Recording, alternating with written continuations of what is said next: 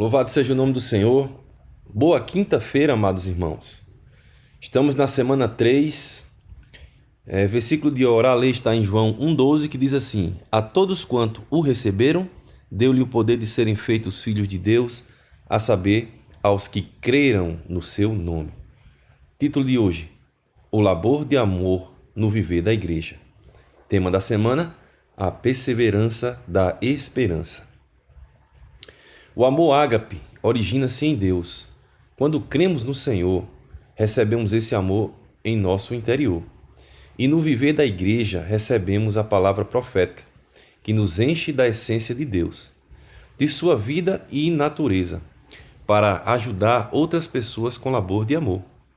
Mesmo em meio a fadigas e aborrecimentos, quando pregamos o Evangelho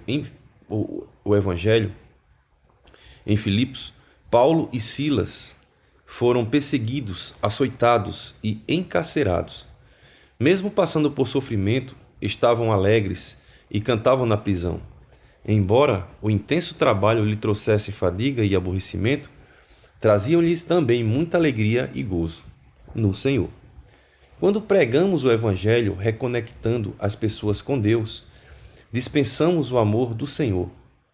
Obtemos uma alegria inefável, cheia de glória em nosso interior. Deus espera que trabalhemos com Paulo, Silas e Timóteo. Eles mesmos, enfrentando dificuldades e até risco de vida, serviam de dia e noite em lágrimas, em fadigas, pastoreando, apacentando e ensinando as pessoas. Devemos enfrentar toda e qualquer dificuldade para edificar a igreja e salvar as pessoas. Vamos reconectá-las com Deus, tornando-as membros ativos no corpo de Cristo. As pessoas estão perdidas, sofrendo, aguardando ser introduzidas na igreja, na realidade do reino dos céus. Precisamos ir diante do Senhor, a fim de nos encher de fé e de amor para levar adiante esse labor sem murmurar, sem reclamar, sem almejar fama ou recompensa, mas trabalhando com labor de amor, pois Deus é amor. Amor é doação e sacrifício. Deus se deu a nós, sacrificando o seu único filho. E porque nós, uma vez que temos a essência desse amor em nosso interior, não nos doamos às pessoas e nos sacrificamos por elas? Uma criança quer apenas receber, ganhar chocolate, bicicleta, games e etc. Contudo, quando amadurece, entende que dar é melhor do que receber. A essência do amor de Deus e a esperança nos fazem perseverar e amar as pessoas. Quem não tem esperança não possui expectativa, nem persevera, pois não tem vontade de viver o dia seguinte. Louvamos ao Senhor, pois nele temos a esperança da glória, que é o combustível para a perseverança e para o labor de amor. Temos esperança porque fomos reconectados com Deus no Espírito e fomos gerados filhos de Deus. O próprio Espírito testifica com o nosso Espírito que somos filhos de Deus. Vemos que, por crermos em Jesus, recebemos o poder de ser filho de Deus. Crer em Jesus é receber a filiação, tornando-nos filhos de Deus. Em grego, existem vários níveis de filiação. O primeiro deles é téknon, termo grego que indica um filho infantil, filho criança. Contudo, um filho de Deus não pode permanecer criança para sempre. Por estarmos ligados a Deus e sermos encabeçados por Cristo, nossa vida entra em ordem e nossa alma é reconectada ao Espírito. Nossa alma é composta de mente, emoção e vontade, as quais estavam totalmente fora do governo de Deus, alheias a Ele. Nossa mente pensava o que queria, nossa emoção gostava mais dos prazeres do pecado, e nossa vontade era direcionada pela carne e pelos pensamentos. Todavia, quando em nosso espírito fomos reconectados com Deus, Cristo fez morada em nosso coração.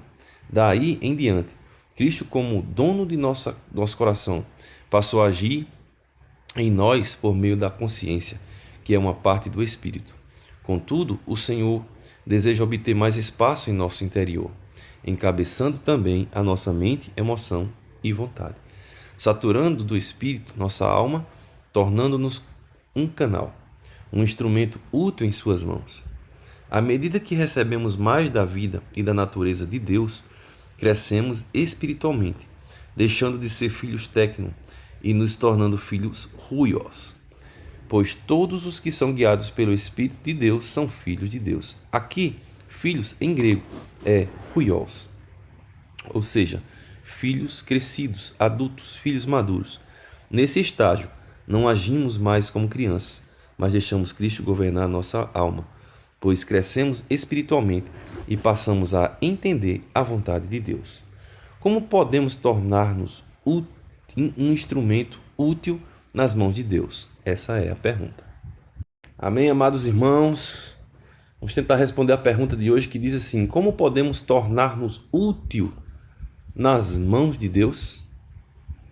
Senhor Jesus. Foi introduzido para nós o versículo de João 1,12, onde diz que a todos quanto o receberam, deu-lhe o poder de serem feitos filhos de Deus, a saber, os que creem em seu nome.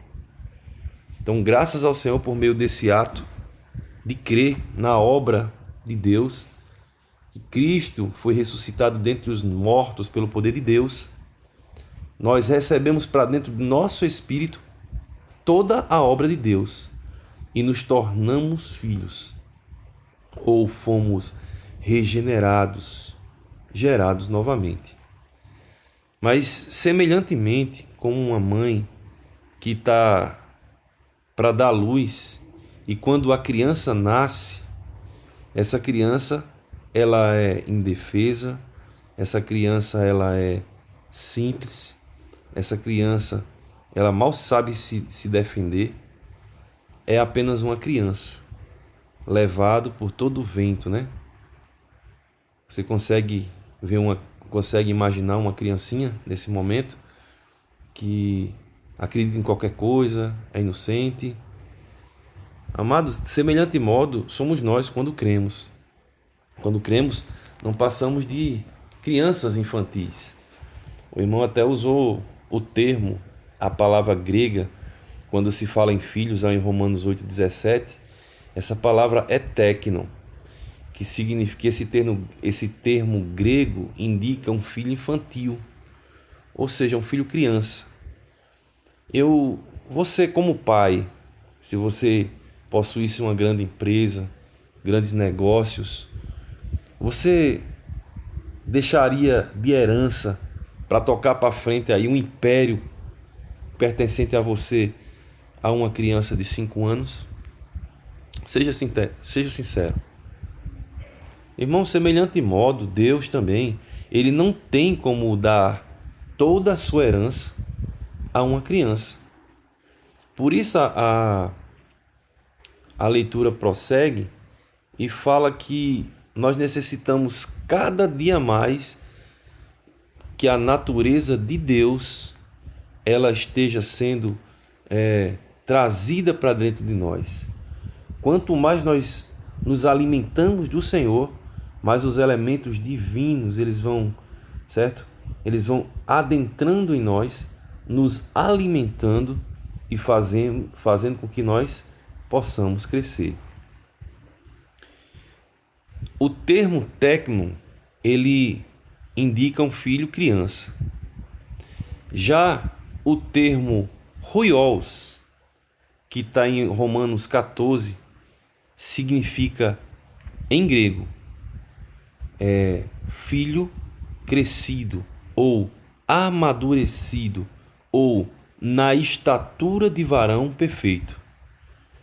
Senhor Jesus, nesse estágio não agimos mais como crianças, mas deixamos Cristo governar nossa alma, pois crescemos espiritualmente e passamos a entender a vontade de Deus. Hoje mostrou que nós devemos ser como Paulo, Silas e Timóteo, que por ser maduros em Cristo, puderam também suportar todas as adversidades advindas de uma vida cristã. Irmãos, viver a vida da igreja em sua essência, não é fácil. Mas o próprio Senhor, Jesus, disse que não seria fácil. Ele disse que no mundo terias aflição. Mas qual foi a atitude, né, desses apóstolos enfrentando essas dificuldades, até mesmo risco de morte, entre lágrimas, entre fadigas, né, ali buscando pastorear, apacentar, ensinando as pessoas? Eles sofreram muito. Mas você lembra daquele episódio lá de Paulo e Silas, né, ali algemados no tronco e cantando, irmãos, um hino de louvor ao Senhor? Isso mostra maturidade. Que possamos, irmãos, ser úteis nas mãos do Senhor, crescendo em vida. Deus, Ele quer usar o seu povo para dar cumprimento à sua obra. Amém? Mas para isso precisamos deixar que a vida de Deus cresça em nós. Ótima quinta-feira, meus amados. Jesus é o Senhor. Que tenhamos um Éden de delícias nessa quinta-feira. Aleluia.